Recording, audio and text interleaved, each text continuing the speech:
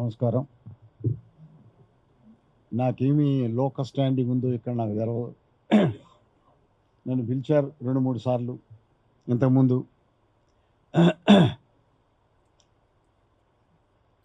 నేనేం ఉద్యమంలో లేను. నాకు 25-24 ఏళ్లకే నా ఉద్యమం అయిపోయింది.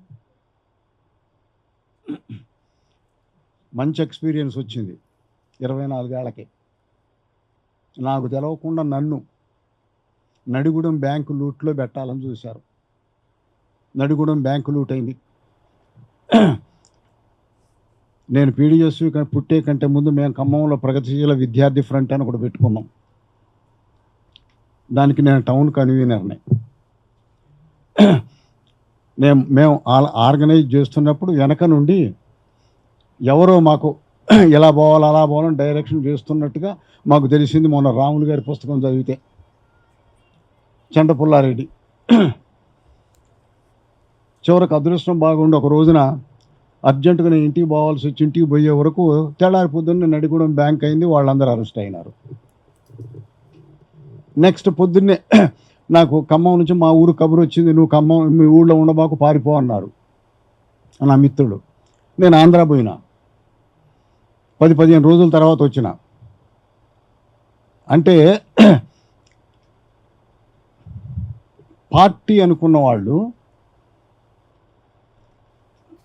కొంతమందిని అందులో తీసుకొచ్చి రావాలి చెయ్యాలనుకుంటారు. అట్లా రెవల్యూషన్ రావు. నేను ఖమ్మం వచ్చిన తర్వాత మా టీచర్ ఒక ఆయన హిస్టరీ టీచర్ ఎప్పటికీ మర్చిపోను. ఆయన అన్నాడు, తిట్టిండు, వెధవ అరే రా, అలా పిలవరు, రా ఇంటికి తీసుకుపోయిండు. ఎన్ని తెలుసారా, మార్క్స్ తెలుసారా?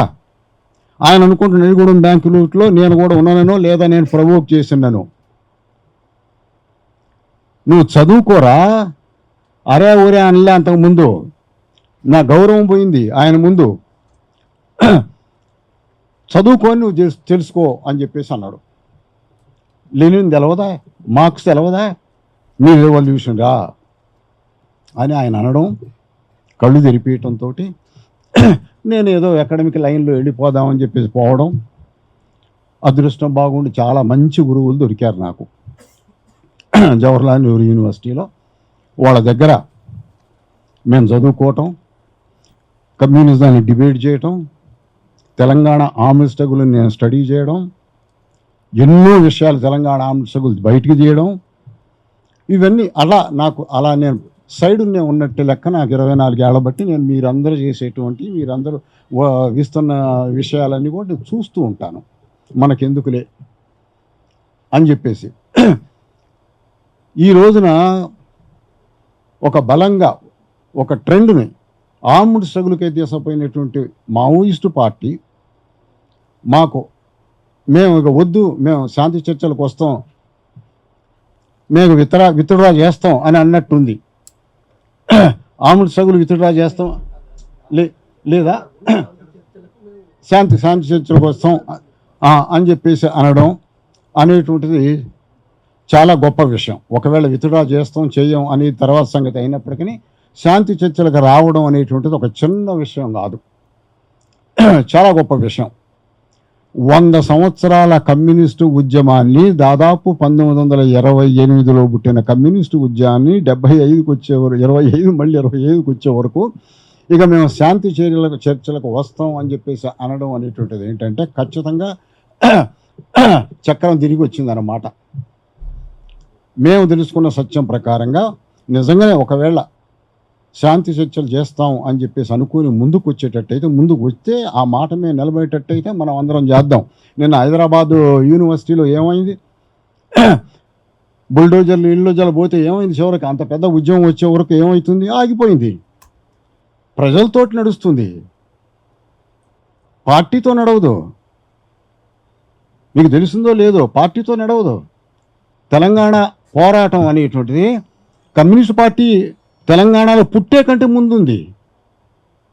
మీకు తెలుసో లేదో, 1937లో Rahmat Yar Jung director general police revolution వస్తుంది తెలంగాణలో అని చెప్పేసి నిజాం గవర్నమెంట్కి వార్నింగ్ ఇచ్చాడు. 37లో కమ్యూనిస్ట్ పార్టీ జాడే లేదు.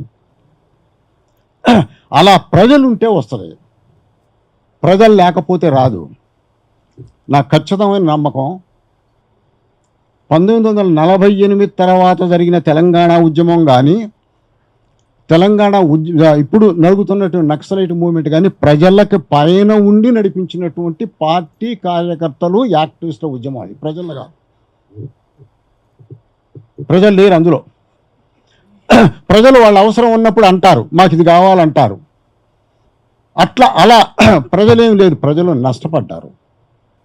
ఒకవేళ పార్టీ నష్టపడలేదా, కార్యకర్తలు నష్టపడలేదా అంటే నష్టపడి, మీరు కావాలని పోయారు, మీరు కావాలని గన్ను పట్టుకున్నారు, మీరు నష్టపడటానికి ప్రజలు అలా లేరుగా. ఇంకో విషయం కూడా మనం గమనించాలా, పూర్తిగా తెలుసుకున్న తర్వాతనే మనం గవర్నమెంట్ మీదకి పోదాం. ఆర్మ్డ్ స్ట్రగుల్ చేస్తాం అని చెప్పేసి అనడం అంటే ఏంటండి? అది ఒక ఎస్టాబ్లిష్డ్ స్టేట్కి నేను వ్యతిరేకిస్తా, నా గన్నుతో నిన్ను కాలుస్తానని ఛాలెంజ్. అది ఆర్మ్డ్ స్ట్రగుల్ అంటే అది. భారతదేశం చిన్నదనుకున్నారా? ఇండియన్ ఆర్మీ బ్రిటిష్ వాళ్ళ టైంలో సౌత్ ఏషియాలో పెద్ద ఆర్మీ. ఇప్పుడు భారతదేశంలో ఆర్మీ అంటే ఏంటి? అంత పెద్ద ఆర్మీని ఛాలెంజ్ చేయగలిగిన వాళ్ళం ఉన్నామా మనం? మీరు ఆగాల కొంచెంసేపు, కొంచెంసేపు. అలాంటి ఉద్యమాలు చర్చల గురించి మాట్లాడాలి అంటే, మేము కూడా రావాలి అంటే మీరు నిజంగా ఎంతవరకు ఉంటారు? మధ్యలో మేము చర్చలని పోయిన తర్వాత మా కుదరదని మళ్ళీ పోతే మేము పోవాలి కదండి. మీరు ఈ రోజున మీ మీద అటాకులు అవుతున్నాయి కాబట్టి చర్చ అంటున్నారు. మరి రేపటి రోజున సో అదే మీరు ఎంతవరకు ఉంటారో తెలిస్తే కదా మేము ఖచ్చితంగా కూడా మా జీవితాన్ని, ఇప్పుడున్న జీవితాన్ని మేము డెడికేట్ చేస్తామండి. మేము డెడికేట్ చేస్తూనే రావడానికి సిద్ధంగా ఉన్నా. మీరు కరెక్ట్గా ఉండాలి కదా. ఒక డిసడ్వాంటేజ్డ్ పొజిషన్లో ఉండి మనం చర్చలు అంటున్నామా, పూర్తిగా మనం ఇందులోంచి బయటపడదామని అంటున్నామా అనేటువంటి తేడా తెలవాలి. ఒకటి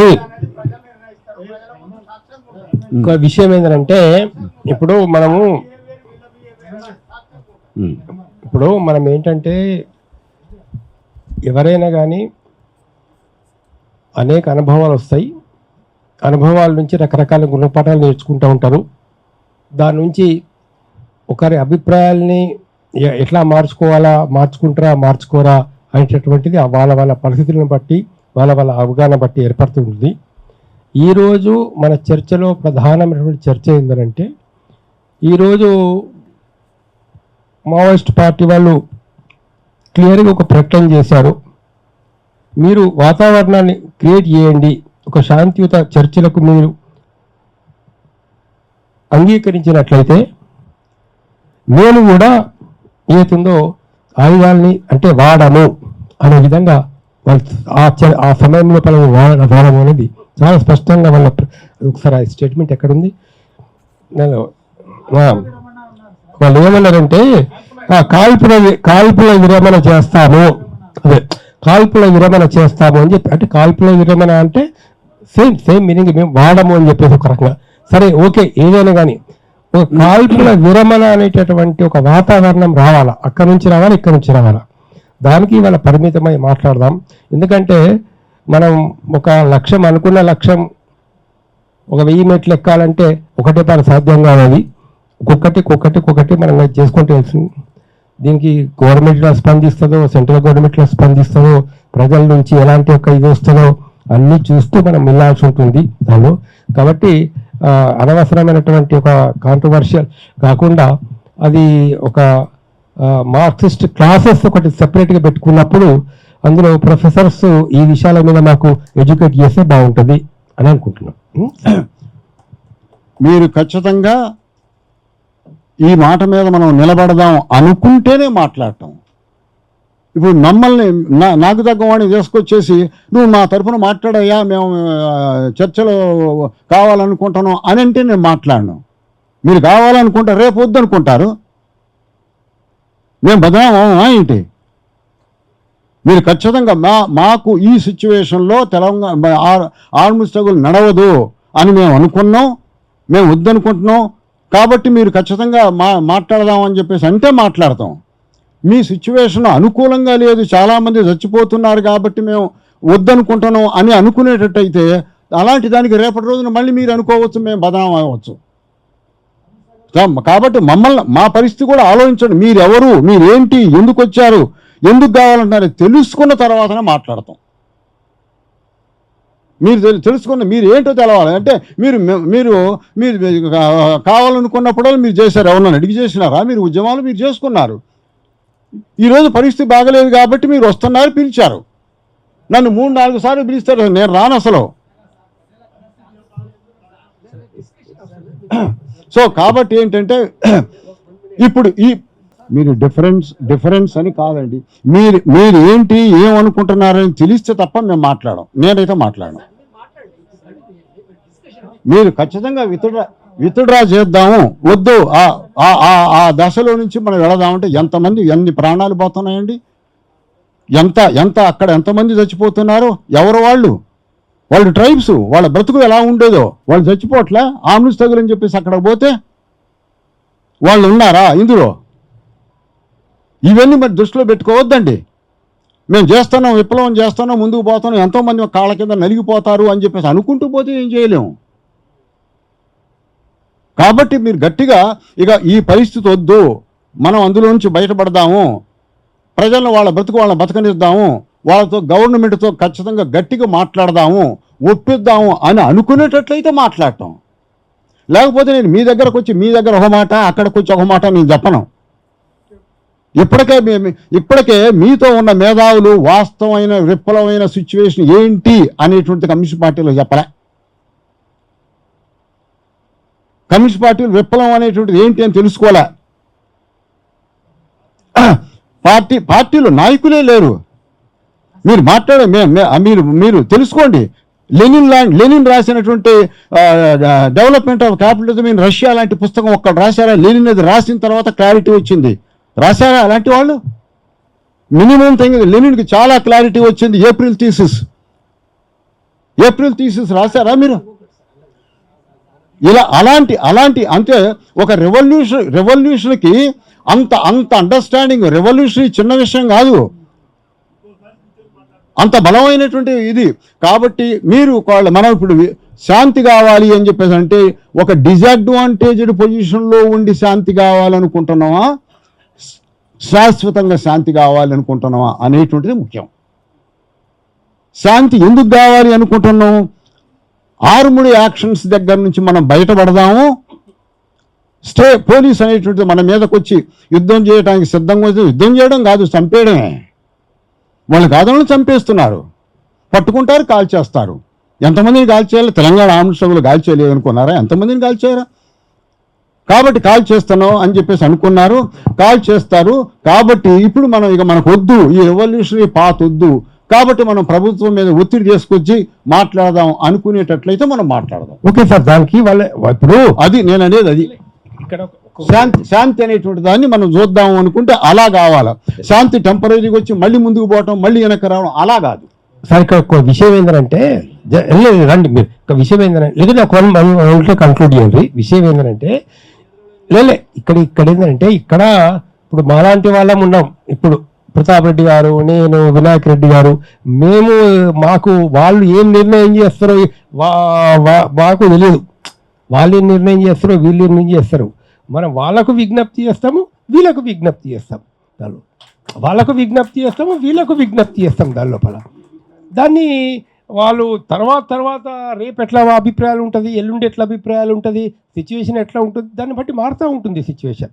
సరే సార్, అంటే మీరు నిర్ణయం జరగలే, ఇంకా ఎప్పటికీ జరగదు నిర్ణయం. అంటే అది కాదు, ఆర్మ్డ్ స్ట్రగుల్ అనేటువంటిది పాత, లేకపోతే ఇంకా ఏమైనా ఉందా అనేటువంటి ఆలోచన ఉన్నారా? టెంపరీగా వెనక్కపోదాం, అది అది ఆ పార్టీ చేయాల్సిన నిర్ణయం సార్. సార్ అది మావోయిస్టు పార్టీ వాళ్ళు చేయాల్సిన నిర్ణయం, దాంతో మనకేం సంబంధం? అన్నారు కదా మావోయిస్టు పార్టీ మేము కావాలి శాంతి చర్చలు చేస్తామని. శాంతి చర్చలు చేస్తామన్నారు. అంటే పూర్తిగా మనకు చెప్పితే అప్పుడు మనం గట్టిగా మాట్లాడగలం. సరే సరే అదేంటో మీరు తర్వాత వచ్చినప్పుడు ఎవరైనా ఇక్కడ మీరు పూర్తిగా మేము చెప్పండి, ఏంటి అనేది చెప్పండి. మీరు అలా కాదు కదా, మమ్మల్ని కూడా ఉపయోగించుకొని మీరు ఉపయోగించుకొని స్టేట్ ఉపయోగించుకుంటే మేము ఇక్కడ ఒట్టిగా అటు ఇటు తిరగడానికి ఉన్నామా ఏంటి మేము? అట్లా కాదుగా, మీరు క్లియర్గా మీరు చెప్పండి, మీరేంటో అదేంటో పూర్తిగా వివరించండి, వివరించిన తర్వాత మాట్లాడదాం.